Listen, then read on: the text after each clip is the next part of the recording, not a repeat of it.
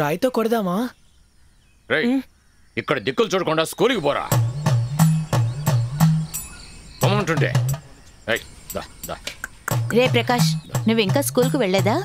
మామిడికాయలు తర్వాత కోసుకోవచ్చు, ముందు స్కూల్కు వెళ్ళు. వెళ్ళమంటుంటే. జీవితంలో చదువు ఎంత ముఖ్యమా ఇప్పటి పిల్లలకి అర్థం కావడం లేదే. చదువుకుంటే వాళ్ళే బాగుపడతారు, లేకుంటే సంక్రాంతిపోతారు. మీరు చెప్పింది నిజమే. పెద్ద అడ్వైస్ ఇస్తున్నారు.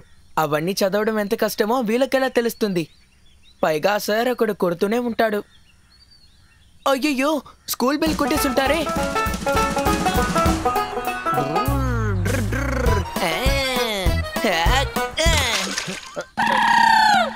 అయ్యయ్యో,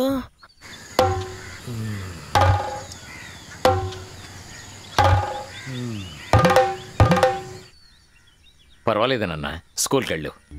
బురద ఆయన మీద పడిన కాదర్బాయ్ గొప్ప మనసుతో నన్ను పంపించేశారు. కానీ నా ఫ్రెండ్స్ కంపు భరించలేక ముక్కులు మూసుకున్నారు. రే, కంపు కొడుతుంది. అయ్యో కంపు.